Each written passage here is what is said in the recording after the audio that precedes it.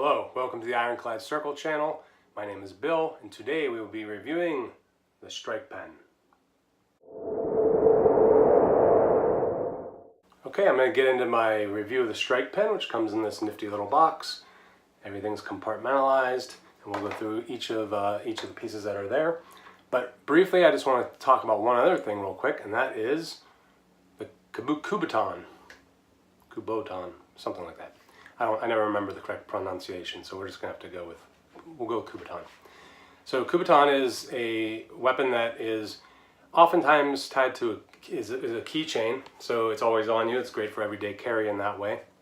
This nowadays they make them metal. There's ones that are pointed. They have ones that actually have like little spikes between the fingers and stuff. This, however, is a vintage 1980s Kubotan.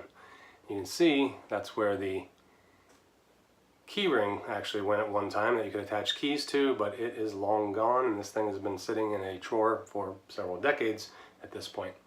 So Kubotan was an everyday carry weapon, and you could put it in your fist so you can make a more solid fist when you strike. People don't realize, especially untrained strikers, are very more likely to break their hands when you throw a punch, and even trained fighters break their hands quite often. It helps you make a more solid fist though. Another useful feature of it that they used to use in training was pinch points, and that would be where you use your thumb and the edge of the Kubotan to grab soft tissue. You could grab it, twist, and manipulate your opponent with it. That was the idea. Third useful feature is to use it on pressure points or bone-on-bone manipulation. So say somebody grabbed your collar or something. The idea was you could jam in a finger behind it if possible, and then drive this like in between the tendons there where there are pressure points, or you could go on the bone, although I find the pressure points a little more painful. And then you can kind of apply that pressure and crank it off, and this just drives deep in. So most people will let go. Well, in training, let me just tell you that. In training, most people will let go. I question the usefulness of pressure points in a real situation where you have somebody who's enraged or on drugs. People's pain tolerance go way up when there's adrenaline running through their body. So anyhow, but very cool little weapon. You can learn to use it. It does take training. Just having one is not enough. It doesn't take you could train a lot with it, but just get the minimal training that you need to use it effectively. One of the other little cool things that I think you could use this for is for creating space. So let's say you got into a grappling situation, driving this into soft points on the body could actually create a little bit of space, whether it be the ribs or any kind of bony area where it gives you just enough space that you could like get in there and create a frame, and you could actually shrimp your body out or maneuver your legs out and get into a better position that would maybe give you an advantage to either run out of the area or mount your attack. So anyhow, Kubotan. The reason I'm talking about this is because to me, the Strike Pen is like a Kubotan on steroids. So let's get to that. Okay, so here is the Strike Pen, and it is a little bit bigger than the Kubotan, but it's about the same distance around, and so it could be used in the same way. You can use it just to make a better fist. But now if you look here, you can see this is a tungsten glass breaker, and it's actually quite pointy. So technically it could be used to break glass. I would recommend wrapping your hand in something before you do that. But in an emergency situation where you had to break glass to get out of a car or home or something, it makes it very much easier. But also, it would not be fun to have that driven into your soft tissue in a grappling match, and it could potentially do a whole lot more damage than a blunt instrument.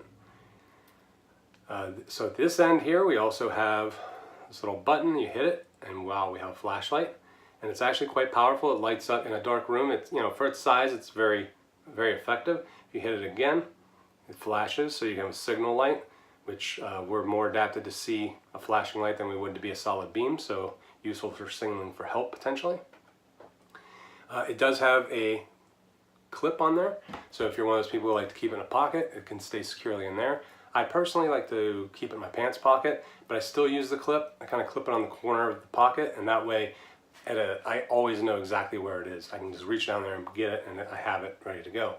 in case I'm in an emergency situation where I need to sign some documents. So there you go. You unscrew the top part, and now you have an ink pen. You can write letters to grandma or sign checks at the bank or whatever you need to do. It is not as convenient as a regular pen. You do have to screw it on and off. You can't just click a button or something to have the pen come out, but you know, considering everything else it does, I'd say it's not a big deal. If you grab a little bit lower down here and twist, now we get to the good stuff. We have a little blade, and this little blade is actually pretty sharp. I just took the carbide tungsten tip off, and there we have a blade. Blade is a super useful tool in everyday carry, in survival situations, in all situations.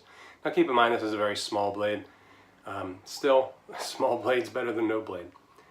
Okay, so if you want, you can detach that blade by grabbing and twisting here, and then we have another attachment.